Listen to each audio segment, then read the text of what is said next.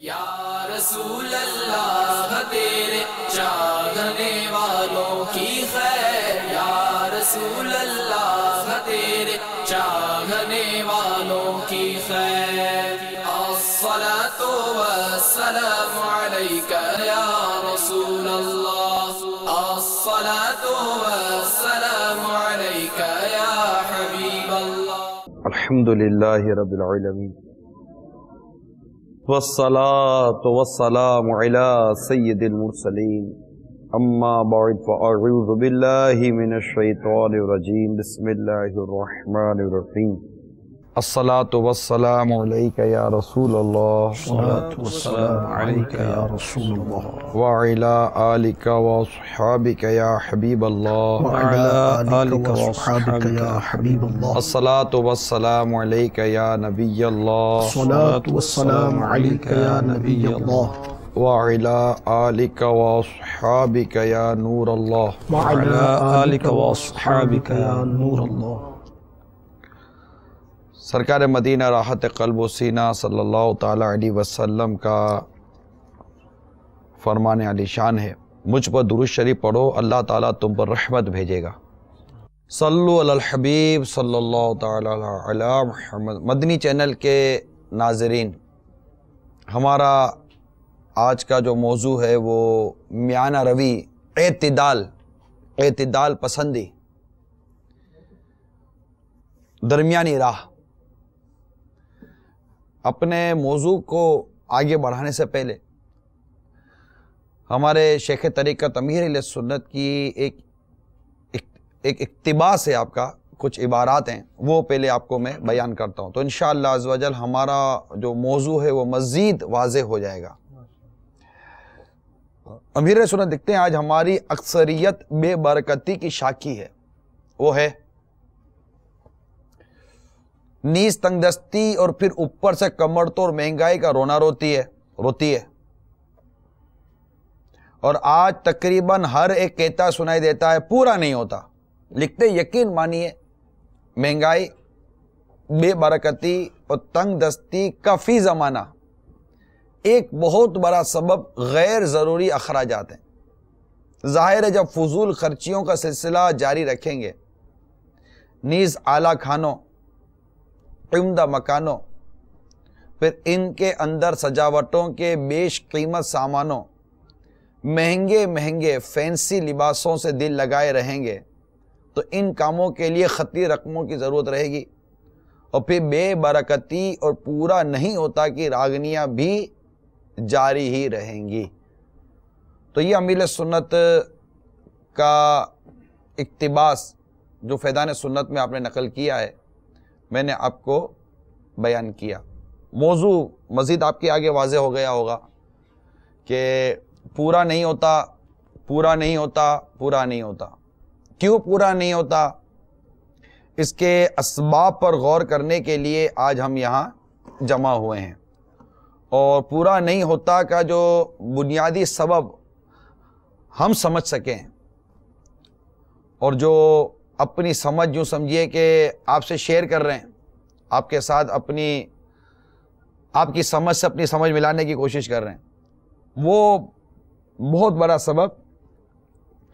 یہ افراط و تفریط میں مبتلا ہونا، یعنی کہ راہ اعتدال کو چھوڑ کر، میانہ روی کو چھوڑ کر ہم آگے بڑھ گئے۔ اب حدیث پاک سنیے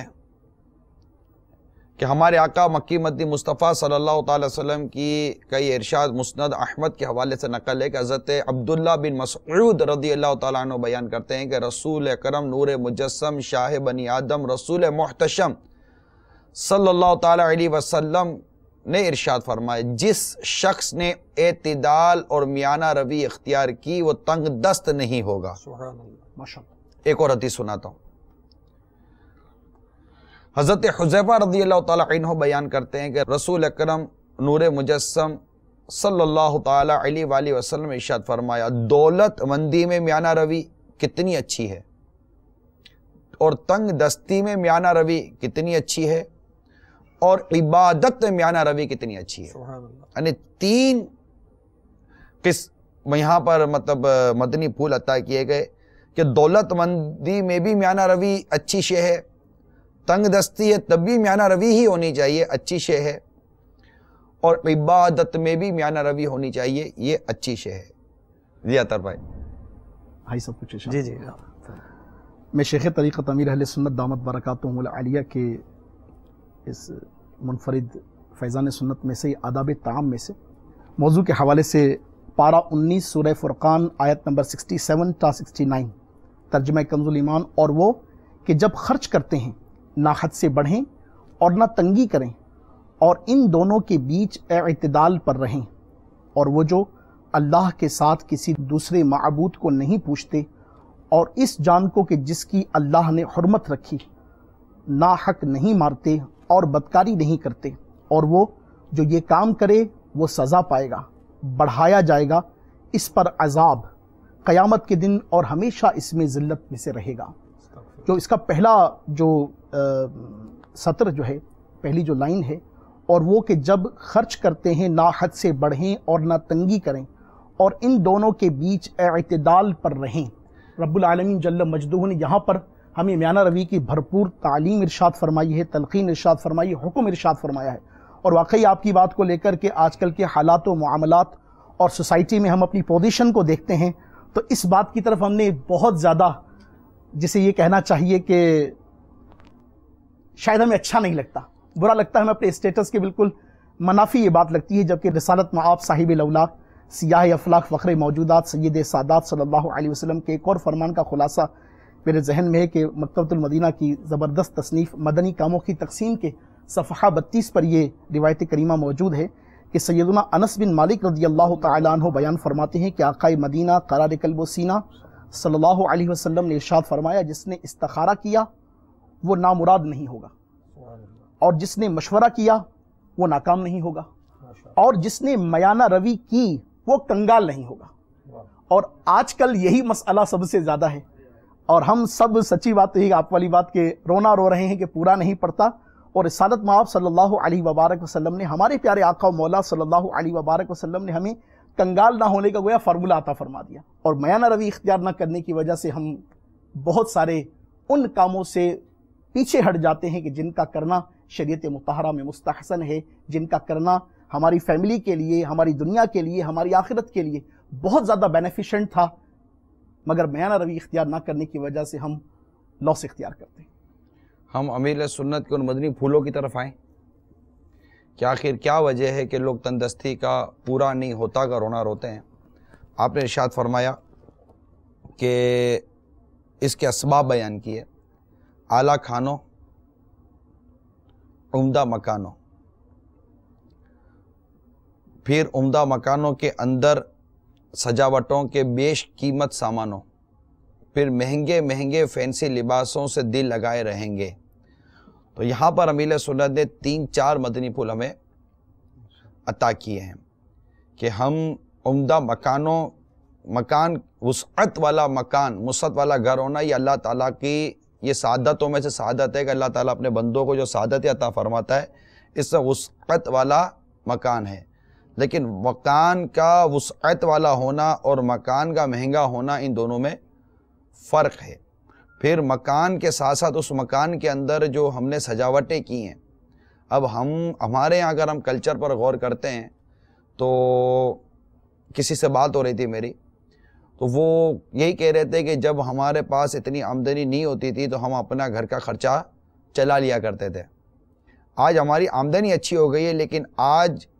آمدنی اچھی ہونے کے بعد بھی خرچہ چلانا بعض اوقات جیسے کہ تکلیف کا سامان ہو جاتا ہے. یعنی یوں سمجھیے کہ اگر پہلے وہ جاب کرتا ہے تو جاب کرنے سے جو اس کو سیلری ملتی ہے تو سیلری سے وہ اپنا گھر کا خرچہ چلا لیتا تھا. لیکن جاب کے بعد جب اس نے اپنا بزنس شروع کیا اور بزنس کے اندر اس کو آمدنی اچھی ہونے لگی تو وہ آمدنی اس سے بڑھ گئی، لیکن اس کو اب اپنے گھر کے خرچے چلانے کے لیے نوکری سے زیادہ تو اپنے بزنس کے اندر ٹائم دینا پڑ رہا ہے، اور نوکری سے زیادہ اس میں توجہ دینی پڑتی ہے اور اپنی صلاحیتیں اور اپنی طاقت اور اپنی قابلیت وہاں صرف کرنی پڑتی ہے کہ اگر وہ اسی اخراجات پہ رہتا جس اخراجات سے اس نے سوئچ کیا ہے اپنے اون بزنس کی طرف، اسی اخراجات کو رہتا ہے، یا 19-20 کا اگر کوئی فرق پڑ جاتا کہ بعض اوقات کم آمدنی کی وجہ سے بیسک ضرورتیں بھی پوری نہیں ہوتی، یہ ایسا بھی ہے، کیونکہ ہمارے معاشرے میں یہ بھی ایک کلچر ہے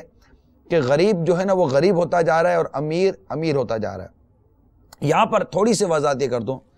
کہ اس کے بھی کچھ اسباب ہیں۔ امیر امیر ہوتا جا رہا ہے، غریب غریب ہوتا جا رہا ہے، کیونکہ ہم نے جو دنیا میں جو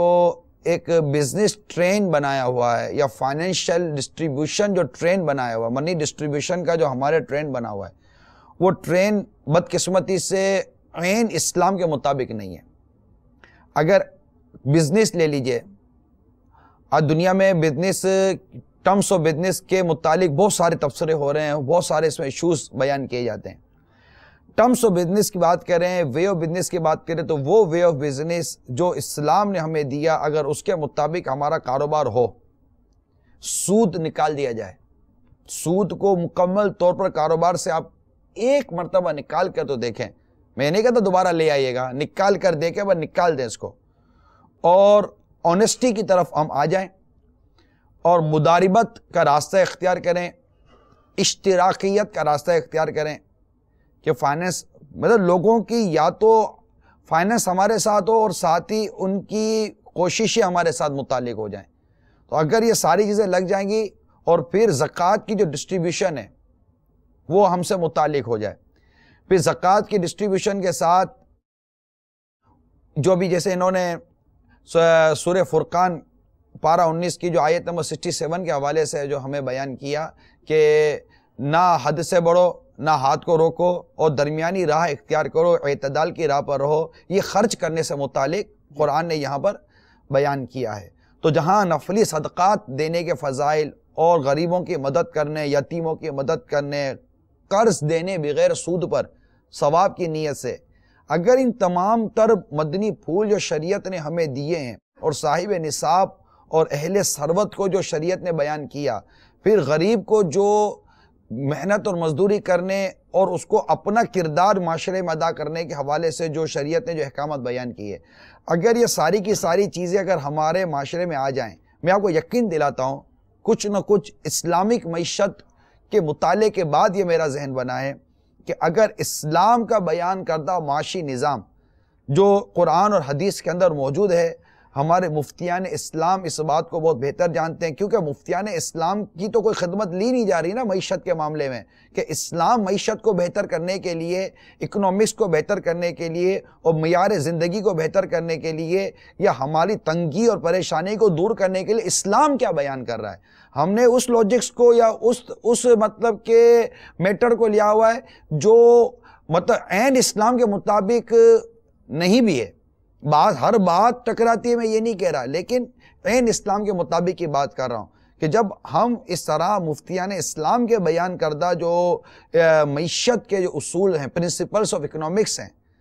معیشت کے جو اصول ہیں وہ لے لیں، اور منی ڈسٹریبیوشن کا جو ایک اسلامی نظام ہے اگر ہم اس کو لے لیں، تو یہ جو ہمارے یہاں بہت شدت کے ساتھ رونا ہے، یہ چھوٹا موٹا رونا نہیں ہے، شدت کے ساتھ رونا ہے کہ امیر امیر ہوتا جا رہا ہے، غریب غریب ہوتا جا رہا ہے، اور مڈل کلاس کا جو بندہ ہے جس کو وائٹ کالر ہمارے ہاں عموماً ٹرم اس کے لیے استعمال کی جاتی ہے، مڈل کلاس جو ہے یہ مطلب کہ پیستا جا رہا ہے کہ وہ اپنے اسٹیٹس سے باہر نکل نہیں سکتا اور آمدنی بڑھا نہیں سکتا۔ بہت عجیب و غریب سی حالت ہے، مطلب یوں سمجھے کہ ڈس بیلنس سسٹم ہے اس وقت۔ ڈس بیلنس سسٹم کو بیلنس کرنے کے لیے ہمیں ان مدنی پھولوں کو اختیار کرنا پڑے گا جس سے سب سے پہلے تو منی ڈسٹریبیوشن پراپر ہو جائے ہمارے معاشرے کے اندر، جس کا زکوٰۃ کا نظام سب سے پہلے پراپر ہو جائے۔ ہر وہ شخص جس کے اوپر زکوٰۃ فرض ہے وہ ایمانداری کے ساتھ، دیانتداری کے ساتھ پراپر اپنی زکوٰۃ نکال کر مستحق کو دے دے، یہ سب سے پہلے ایک اصول ہے۔ پھر اس کے بعد اسلام کا ایک دوسرا جو ہمیں بہت پیاری ترغیبات قرآن میں بھی موجود ہیں، حدیث مبارکہ میں موجود ہیں، کہ وہ نفلی صدقات کی جو ترغیب و نفلی صدقات کی جو رغبت دلائی گئی ہے، پھر یتیموں کے ساتھ ہمدردی کرنے کی جو ترغیب دلائی گئی ہے، راہ خدا عز و جل کے مسافروں پر خرچ کرنے کی جو ترغیب دلائی گئی ہے، اور پھر رشتہ داروں اور پڑوسیوں اور ذی ارحام جو دیگر ہوتے ہیں ان کے ساتھ جو صلہ رحمی اور فائنینشلی سپورٹ کرنے اور ان کے حالات کو درست کرنے کی ترغیب دلائی گئی ہے. اگر ان سب پر غور کرے نا تو امیر امیر ہوتا جائے، غریب غریب ہوتا جائے، ایسا انشاءاللہ عز و جل آپ کو معاشرے میں نظر نہیں آئے گا. بڑی اعتدال کی صورت رہے گی. پھر اب امیر کی طرف اگر ہم آتے ہیں جو تھوڑا بہت رکھ رکھاؤ والا پیسے والا ہے، تو وہ بھی اس موجودہ دور کے اندر، کیونکہ بزنس کے متعلق اتنی زیادہ اچھی خبریں نہیں ہیں، کاروبار اتنا زیادہ سفیشنٹ نہیں ہے، آمدنیاں ہیں مگر اخراجات کے مقابلے میں آمدنیاں کم ہو گئی. کیونکہ اخراجات ہم پہلے اس وقت بڑھا چکے جب آپ یہ سمجھتے تھے کہ آپ کے کاروبار اچھا چل رہا ہے. اب جب کاروبار اچھا چل رہا تھا تو اس وقت ہم نے کیا کیا، ہم نے اپنی پارکنگ پاؤچ کے اندر، پارکنگ میں جگہ بہت تھی تو 3 کاریں اور بڑھا دیں. بچوں کے لیے بھی کار الگ. دیکھیں میں ناجائز یا جائز اس پر کوئی کلام نہیں کر رہا، میں تو اس پر کلام کر رہا ہوں جو آج ہم کو تکلیف ہو گئی ہے. ظاہر ہے جب آپ گاڑیاں بڑھائیں گے بلا ضرورت تو ڈرائیور بڑھے گا. جب ڈرائیور بڑھے گا تو اس کے پیٹرولنگ کا خرچہ بڑھے گا، اس کا مینٹیننس کا خرچہ بڑھے گا، اس کے آئلنگ کا خرچہ بڑھے گا. پھر کھڑی کھڑی گاڑی کیا کرے گی، اس کو کہیں نہ کہیں لے کے جانے پڑے گا. تو جب باہر نکلیں گے تو پھر ہوٹلنگ کا خرچہ بڑھے گا، سجاوٹ کا خرچہ بڑھے گا. پھر چونکہ ایک گلیمر ہمارے معاشرے میں آ چکا ہے جس میں میڈیا کا بھی ایک پورے کا پورا کردار ہوتا ہو تو کوئی تعجب نہیں ہے کہ اس نے کس انداز سے ہمارے گھر میں گلیمر کو داخل کیا. ایک سجاوٹ کا ایک انداز ہوتا ہے، ایک لیونگ اسٹینڈرڈ کا ایک انداز ہوتا ہے جس کو آپ لباس کہیں، نئے نئے نت نئے ڈیزائن اور فیشنز والے لباس میڈیا پر آ کر جب دکھائے گئے، نئے نئے نت نئے فرنیچر کا انداز اور پردے کا انداز اور ویل ڈیکوریٹ ڈرائنگ روم اور ویل ڈیکوریٹ بیڈ روم اور ویل ڈیکوریٹ وہ ڈائننگ ہال، اور یہ طرح طرح کی یہ جو وہ جو اصطلاحیں اب جو بنی ہوئی ہیں جو پہلے نہیں ہوا کرتی تھی. اب مطلب آج سے تھوڑی کو مکان ہم لوگ بنانا شروع کیا ہے. مکان تو صدیوں کے مکان بنتے ہیں، لیکن مکانوں کے اندر جو آج ٹرم یوز کی جاتی ہے، جو ایک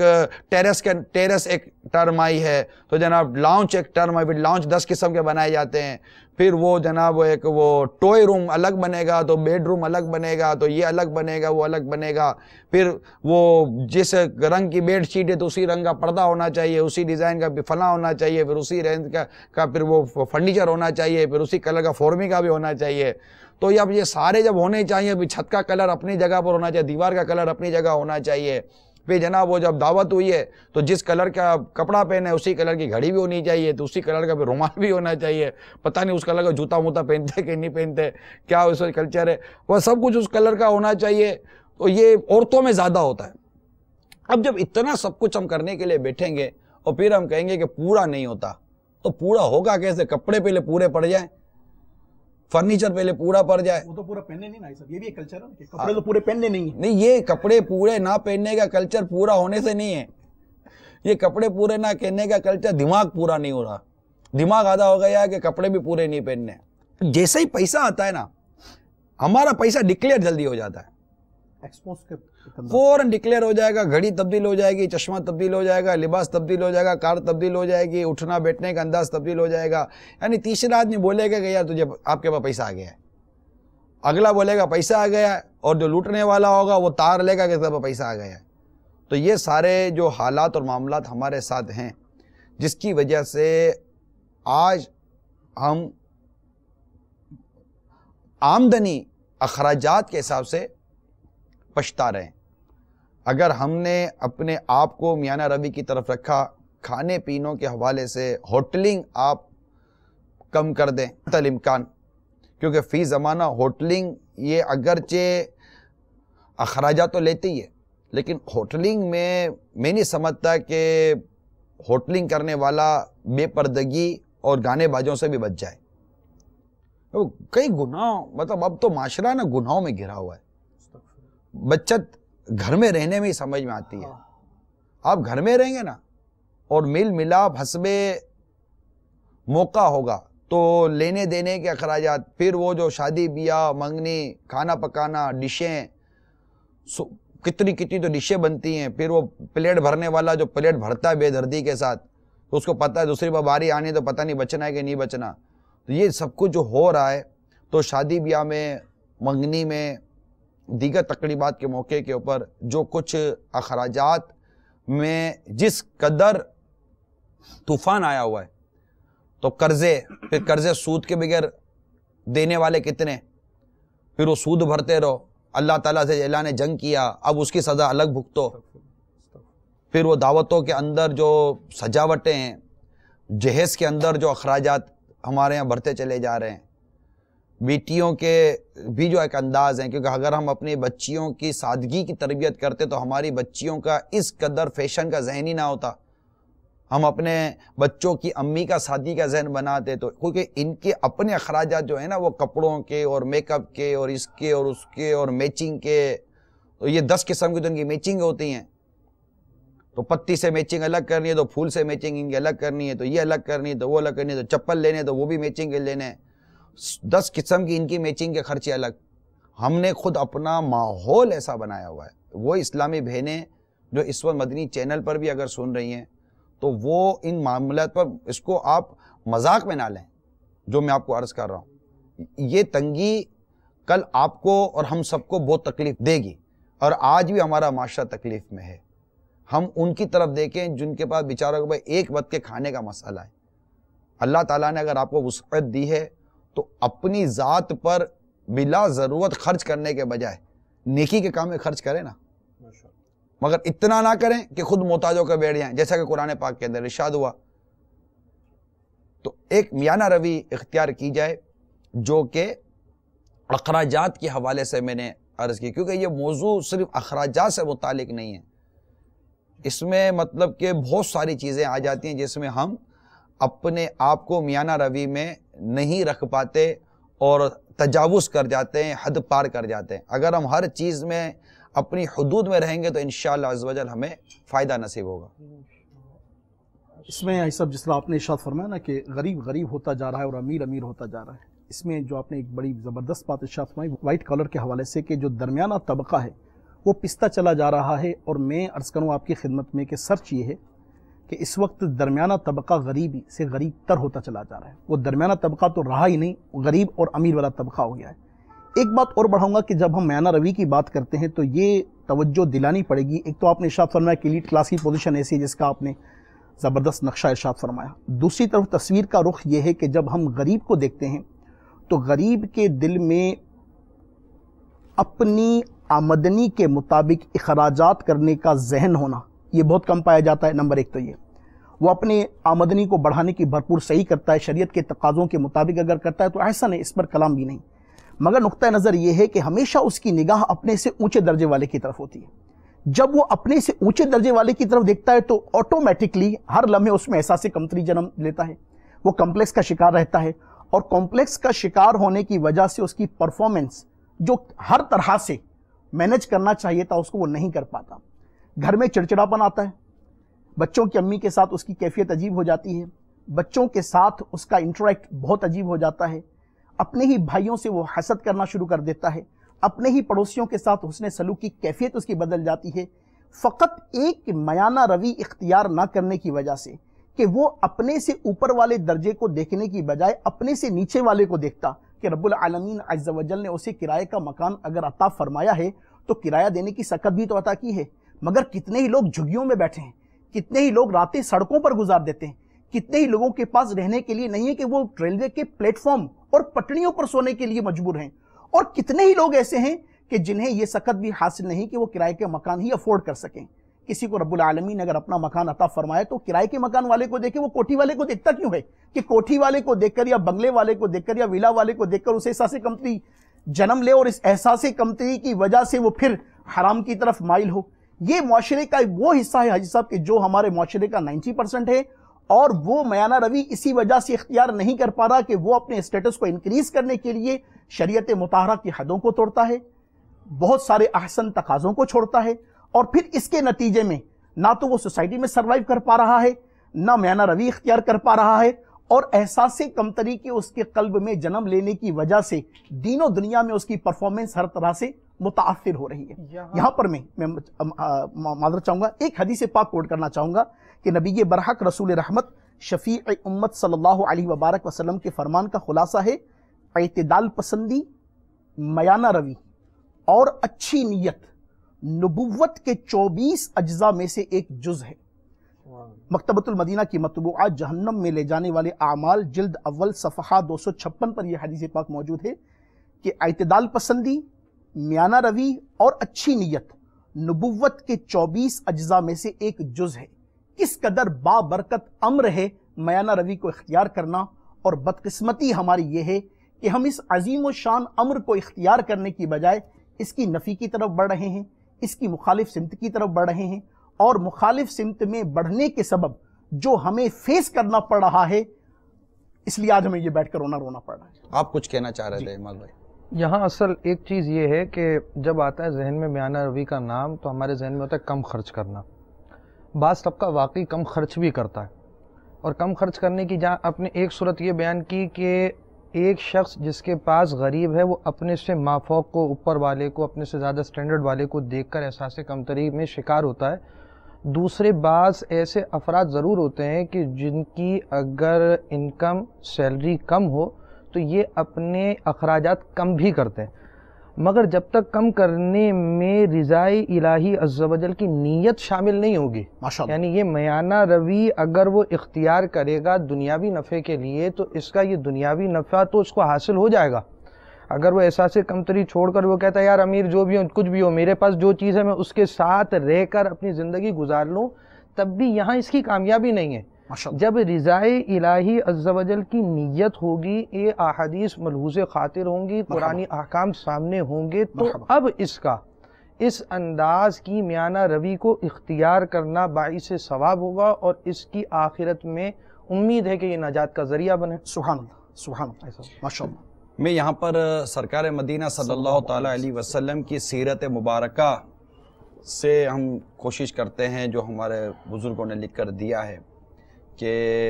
اگر ہم اس سیرت مبارکہ کا مطالعہ کریں اور اس کے مطابق زندگی گزاریں، جیسا کہ دعوت اسلامی ہمیں سنتوں بھری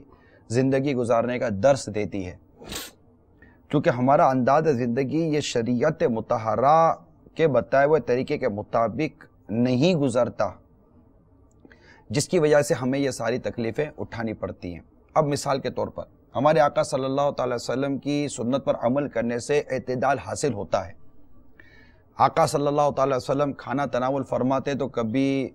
نہیں بھی فرماتے، ٹھیک ہے، بھوکا رہنا یہ حالانکہ زہد اختیاری تھا آقا صلی اللہ تعالی علیہ وآلہ وسلم کا۔ کبھی نمک، زیتون کے تیل یا سرکے کے ساتھ جو کی روٹی شریف تناول فرما لینا، پیٹ پر پتھر باندھ لینا، لباس مبارک کی سادگی، ساتھ ہی پھر خوشبو تو تیل کا استعمال، تو راہ خدا عز و جل میں خرچ کرنا، گھریلو زندگی، صحابہ کرام علیہ رضوان کے ساتھ نشست و برخاست۔ اسی طرح آقا صلی اللہ تعالی وسلم کے بیان اور نصیحتیں وغیرہ کا جو معمول تھا، جو انداز زندگی تھا، اگر ہم سرکار صلی اللہ علیہ وسلم کے انداز زندگی کا مطالعہ کریں تو کیا فقیر کیا غنی، ماشاءاللہ، ہر ایک کے لیے آقا صلی اللہ علیہ وسلم کی حیات مبارکہ کے اندر عمل موجود ہے، اور یہ عمل وہ ہے جس سے ہم تکلیف میں نہیں آئیں گے، کیونکہ جیسے آپ نے بھی کہا نا کہ بعض وہ طبقہ ہے جو کہ اخراجات کم کر دیتا ہے، تو وہ اخراجات کم کرنے والا ایسا تھوڑی ہے کہ 100% لوگ تکلیف میں، جو تکلیف میں نہیں ہیں اگر ہم ان کے احوال کو دیکھتے ہیں تو وہ واقعی میانہ روی اختیار کرنے والوں سے کوئی دنیا خالی نہیں ہے، کہ کوئی میانہ روی اختیار کرتا ہی نہیں ہے، اعتدال پسند ہے ہی نہیں۔ لیکن کئی امور ہیں جس میں ہم حد سے تجاوز کر جاتے ہیں، جیسے واعظ و نصیحت ہی کی بات کی جائے، بیانات کی بات کی جائے، تو اس میں بھی ہمارے دین نے ہمیں میانہ روی اختیار کرنے کا درس دیا ہے۔ جیسا کہ حضرت ابن مسعود رضی اللہ تعالیٰ عنہ سے مروی ہے کہ رسول اکرم صلی اللہ تعالیٰ علیہ وسلم ہمیں وقفے کے بعد واعظ یعنی بیان فرمایا کرتے، ہر روز اس لیے واعظ نہ فرماتے کہ کہیں ہم اخطا نہ جائیں۔ اللہ اللہ، یہ میانہ روی۔ ماشاءاللہ۔ آگے آئیے، حضرت ابو مسعود انصاری رضی اللہ تعالیٰ عنہ بیان کرتے ہیں کہ ایک شخص نے عرض کی، یا رسول اللہ صلی اللہ تعالی وسلم، لگتا ہے کہ میں جماعت سے نماز نہیں پڑھ سکوں گا، کیونکہ فلاں شخص بہت لمبی نماز پڑھاتے ہیں۔ تو میں نے نبی پاک صلی اللہ علیہ وسلم کو نصیحت فرماتے ہوئے کبھی اس قدر چہرے پر جلال کی کیفیت نہیں دیکھی جو اس وقت تھی، اور فرمایا، اے لوگو، تم جماعت سے متنفر کرتے ہو، جو شخص لوگوں کو نماز پڑھائے وہ تخفیف سے نماز پڑھائے، کیونکہ نمازیوں میں بیمار بھی ہوتے ہیں، کمزور بھی ہوتے ہیں، اور ضروری کام پر جانے والے بھی ہوتے ہیں۔ تو یہاں پر آقا صلی اللہ تعالی علیہ وسلم نے نماز با جماعت کے حوالے سے کس قدر اعتدال کا بیان کیا۔ اب فجر کی نماز میں جو طویل صورتیں پڑھنے کے احکام ہیں، جو بیانات موجود ہیں، وہ اپنی جگہ پر ہیں، عام نمازوں میں اپنی جگہ موجود ہے، لیکن ہر چیز میں اعتدال کا بیان آقا صلی اللہ علیہ وسلم نے ہمیں عطا فرمایا۔ آگے ایک اور حدیث سنیے کہ سرکار مدینہ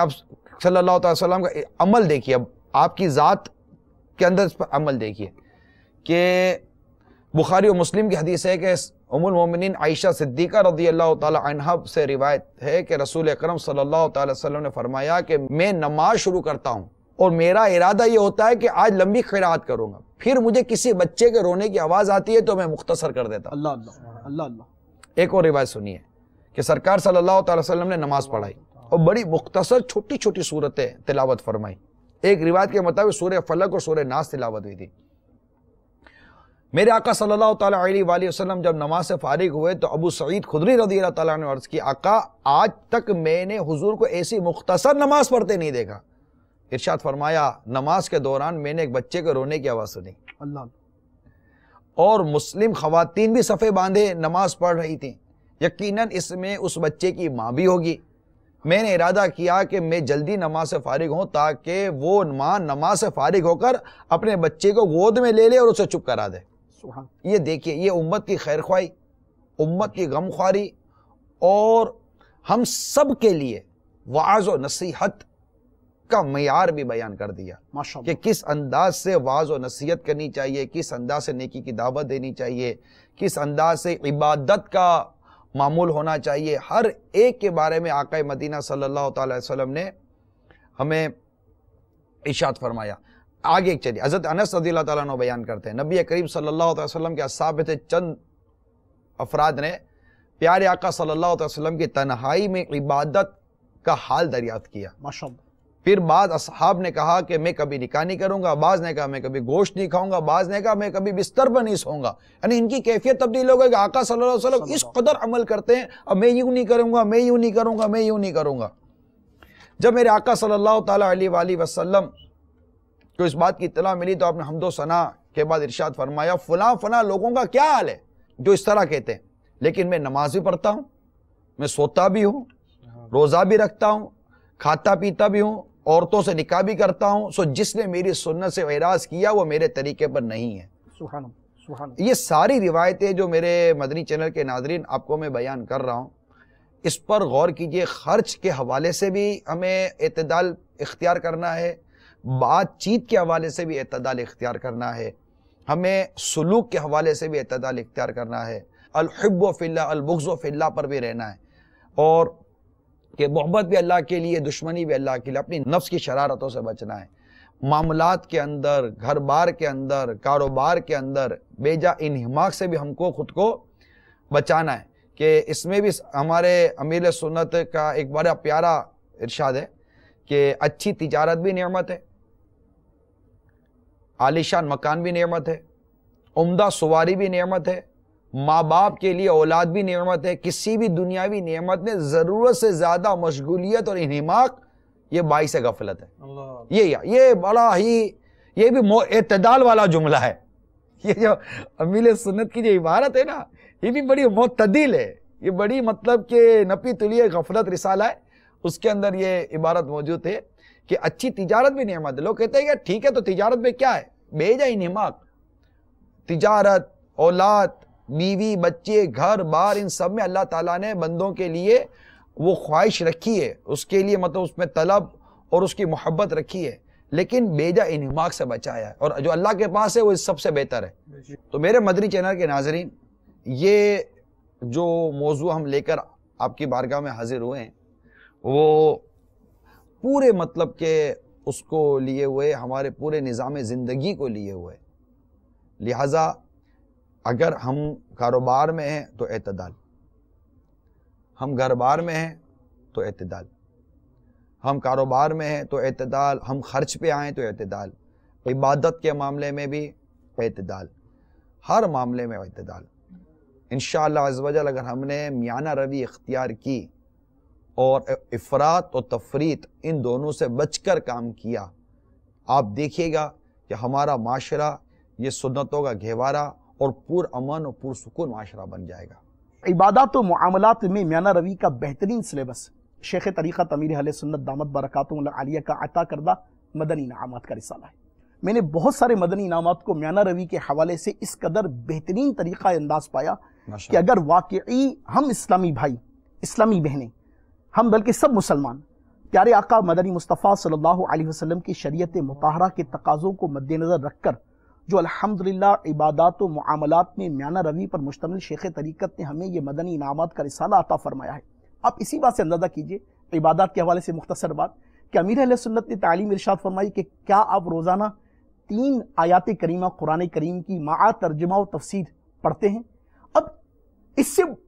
سے کم کیا آئے گا آدمی کہ 3 آیت کریمہ بھی نہیں پڑھتا، تو اس سے کم کیا آئے گا، اور زیادہ جائے گا تو مدینہ مدینہ۔ مگر میانہ روی کی بات ہو رہی ہے کہ ہماری عادت بن جائے، ہماری تسلسل میں ایک بات شامل ہو جائے کہ کیا واقعی ہم روزانہ قرآن کریم پڑھنے کے اس انداز سے ہی عادی ہیں؟ تو عبادات و معاملات میں شیخ طریقت امیر اہل سنت نے جو ہمیں میانہ روی کا انداز دیا ہے مدنی انعامات کے ذریعے سے، میں چاہوں گا کہ وہ اسلامی بھائی کے جو مدنی انعامات کا لفظ پہلی مرتبہ سن رہے ہیں، مدنی انعامات سے واقف نہیں ہیں، وہ دعوت اسلامی کے مقدس مدنی ماحول سے وابستہ ہو جائیے۔ مکتبۃ المدینہ جو کہ دعوت اسلامی کے اشاعتی ادارے کی ترکیب ہے، اس سے آپ انہیں حاصل کیجئے، آپ کا علم بڑھے گا، توجہ بڑھے گی، اور عبادات و معاملات میں میانہ روی اختیار کرنے کا جو آسان ترین انداز شیخ طریقت دامت برکاتہم العالیہ نے ہمیں مدنی انعامات کے ذریعے عطا فرمایا ہے، آپ اسے اختیار کیجئے، اور پھر آپ خود محسوس کریں گے کہ یہ وہ نسخہ ہے جو ہماری زندگی کو بدل دے گا، یہ وہ نسخہ ہے جو ہمارے اندر نیکی و تقوی کو پیدا کرے گا، اور آج کے موضوع کے اعتبار سے یہ وہ نسخہ ہے جو انشاءاللہ عز و جل ہمیں میانہ روی کی طرف نہ صرف مائل کرے گا، عشق سرکار میں ایسا گھائل کرے گا کہ مدینہ ہی مدینہ ہو جائے گا۔ جزاک اللہ خیر۔ آمین۔ یہاں پر یہ بات ضرور عرض کروں کہ اس موضوع کو اگرچہ ہم لاکھ وسعت دے دیں، اور ہے اس میں وسعت، جی لیکن میرے ناظرین جائیں گے اسی طرف کہ یار پورا کیسے ہوگا، پورا کیونکہ یہ سب روز مرہ کا ایک معاملہ ہے نا، پورا کیسے ہوگا۔ پرائیورٹیز ہماری ایکچولی یہی ہیں۔ میں پورا کرنے کے لیے آپ کو ایک مدنی پھول عرض کر دیتا ہوں، ماشاءاللہ، مرحبا۔ آپ کو پورا ہو جائے گا۔ آپ اخراجات کے مطابق آمدنی نہ ڈھونڈیں، آمدنی کے مطابق اخراجات بنا لیں، ماشاءاللہ، آپ کو پورا ہو جائے گا۔ سبحان اللہ، very simple and sober formula. Wanted اور انلمیٹڈ، ماشاءاللہ، مطلب یہ کہ ہے ہی نہیں سے زیادہ پیسے، ہے ہی نہیں پیسہ، میرے جیب میں کرایہ بس کا ہے، میں ٹیکسی کا خواب کیسے دیکھوں گا؟ یا تو پیدل جاؤں گا یا میں بس میں جاؤں گا۔ تو جو اخراجات پہلے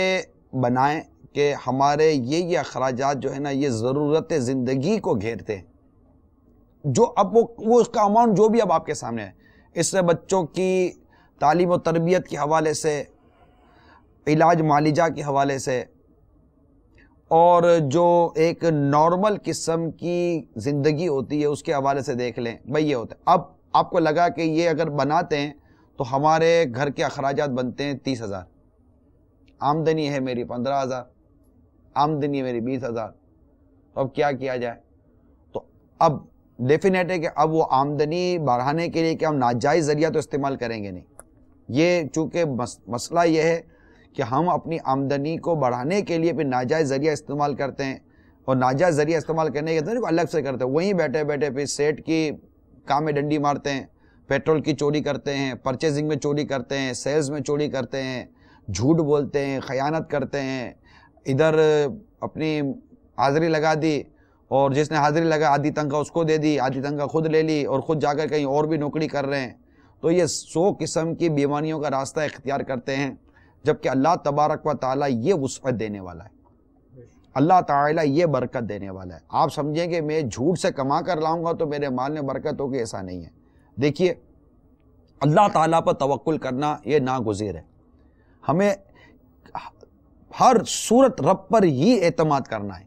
اور رب پر ہی توکل کرنا ہے، رب پر ہی بھروسہ کرنا ہے، وہی پورا کرنے والا ہے، وہی ہمارے اخراجات کے معاملے میں ہماری دستگیری فرمانے والا ہے، ہماری مدد فرمانے والا ہے۔ وہ رب کریم قادر مطلق ہے۔ ہم مسلمان ہیں، میری بات کو سمجھنے کی کوشش کیجئے میرے مدنی چینل کے ناظرین. ہم مسلمان ہیں, ہم اللہ سے دعا کریں, یا اللہ تجھے سب خبر ہے, میرا یہ حال ہے, مجھے میری اس آمدنی میں پورا کروا دے. رب کریم اپنی رحمت سے ہماری اس آمدنی میں وہ برکت دے گا کہ خرچ کرنے کے بعد بھی انشاءاللہ 2 پیسے آپ کے ہاتھ میں بچیں گے. آپ کر کے تو دیکھو, آپ کو اور ہم کو, میں جو کرتے ہیں ان کو کہہ رہا ہوں کہ ایک شخص کو بد دیانتی پر اعتبار آ گیا کہ میں بد دیانتی کروں گا تو پورا ہوگا, میں جھوٹ بولوں گا تو پورا ہوگا, میں دھوکہ دوں گا تو پورا ہوگا, میں ملاوٹ کروں گا تو پورا ہوگا, میں سود پر کاروبار کروں گا تو پورا ہوگا, میں چوری ڈکیتی کروں گا تو پورا ہوگا. اس کو ان گناہوں پر پورا ہونے پر اعتماد ہو رہا ہے, نہیں ہو رہا تو رب کی فرما برداری پر اعتماد نہیں آ رہا کہ میں رب پر بھروسہ کروں کہ میرا رب پورا کرنے والا ہے انشاءاللہ عز و جل. دیکھیے مسلمان کو اپنے اندر یقین کامل پیدا کرنا پڑے گا. یقین کامل کے بغیر منزل نہیں ملے گی. اور جو اس وقت حالات اور معاملات چل رہے ہیں اس کے لیے یقین کامل ہونا ہی لازمی ہے. اعتماد کی کمزوری یہ ہمیں مروا دے گی. لہذا جو کچھ اپنے پاس ہے اس پر اعتماد کریں, اس پر تکیہ کریں, اعتماد سے اس پر تکیہ کریں, اور جو اوروں کے پاس ہے نا اس سے آپ فارغ ہو جائیے, انشاءاللہ عز و جل پورا ہو جائے گا. لہذا فیضان سنت کی میں چند عبارت آپ کو عرض کرتا ہوں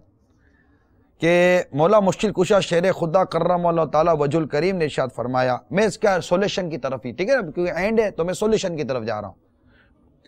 کہ ارشاد فرمایا کہ جس نے قناعت کی اس نے عزت پائی, اور جس نے لالچ کیا ذلیل ہوا. اب آئیے اسی فیضان سنت کے صفحہ نمبر 505 پر حدیث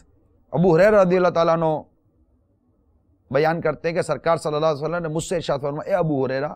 جب تمہیں سخت بھوک لگے تو ایک روٹی اور پانی کے ایک پیالے پر گزارا کرو اور کہہ دو کہ میں دنیا اور اہل دنیا کو چھوڑتا ہوں. کریں گے ہم؟